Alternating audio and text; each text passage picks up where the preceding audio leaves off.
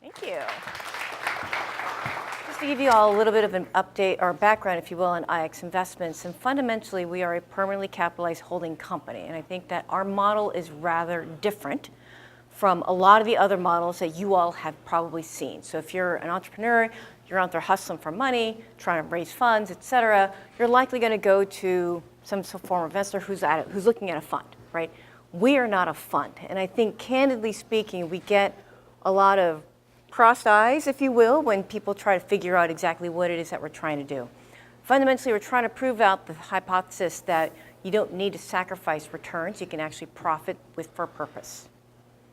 There's a ton of studies out there around environmentalism and sustainability, also with gender diversity inclusion, the list goes on, around what are the benefits of actually doing good, how much more money you can be making by being green, by actually being more inclusive, et cetera. So that part's kind of a little bit of the table stakes for us, if you will.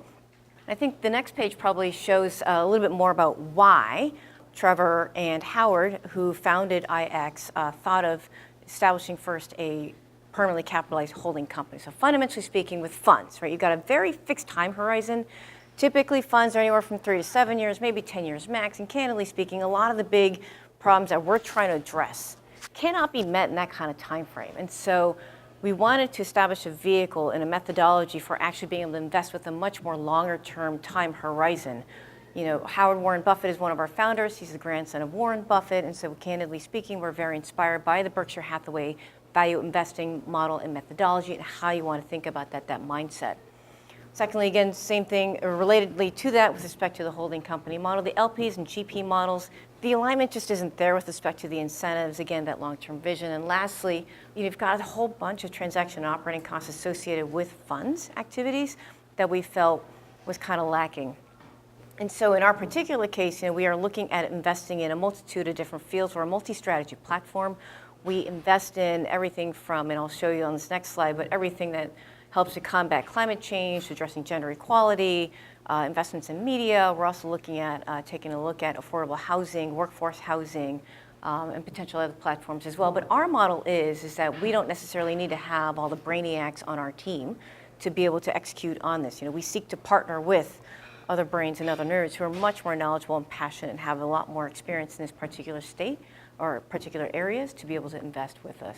As you can see on the slide here, we've got a number of companies that we've invested in.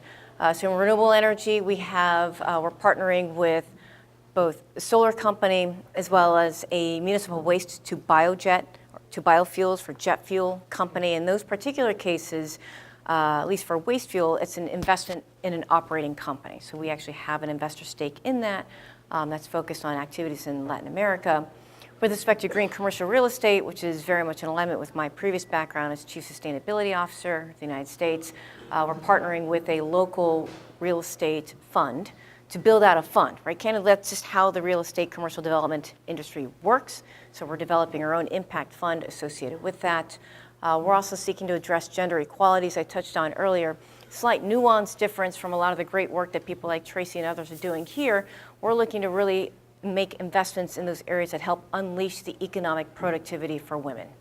So for example, and the company could be founded by a woman or a man, for that matter, candidly. One of our first investments is in an over-the-counter birth control pill, for example. As a target demographic myself, TaskRabbit would have been a great opportunity. Or what about like affordable and accessible childcare? What about affordable and accessible childcare for backup in case stuff happens when the child calls in or the child gets sick, but you have to go to work the next day, right? Moms and dads, we know what that's right? I mean, we've all been there. Thank goodness for the mute button. We're also looking to make investments, I mentioned earlier, in workforce housing, obviously a big issue here in California, both in LA and the Bay Area as well. Looking to leverage a lot of the newer developments in both sustainable building design as well as the manufacturing methodologies associated with that. And so how can we actually make a real impact there and deliver projects, put steel in the ground? And last but certainly not least, just to touch on this, is food and ag space. We're still trying to figure out what direction do we want to take it in. There's a great explosion of fantastic opportunities in this particular space, whether it be on ag tech or on the food science side of things. And so those are some of the areas that we are looking to invest in. Our approach focuses first and foremost on the economic return. So for those of you who are entrepreneurs in this room, focus on the economics. You got to make sure that business makes sense, man, because that is where and how we're actually going to deploy the private capital that we need in order to be able to help address a lot of these bigger issues. Climate change is a great example, obviously near and dear to my heart. We need to deploy $13.5 trillion over the next 10 years just to even address the big changes that are coming down the line. And you probably saw you want me to use this mic instead? All right, cool. Hold it up real close. That's awesome. Secretly, or maybe not so secretly now, I like karaoke, so this is probably a better way yeah. Anyway, so with respect to private capital deployment, and I'm going to repeat this for emphasis, focus on the economics. It has got to work, right? We need to deploy $13.5 trillion of private capital to address a lot of the greenhouse gas emissions issues associated with climate change over the next 10 years. $13.5 trillion.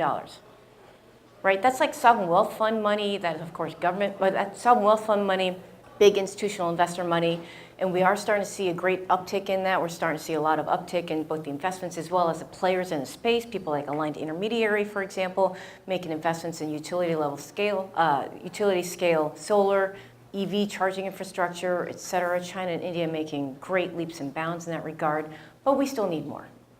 So really focus on the economic returns. And coming from the field of sustainability, if you focus on the economics, the environmental aspects of it certainly follow.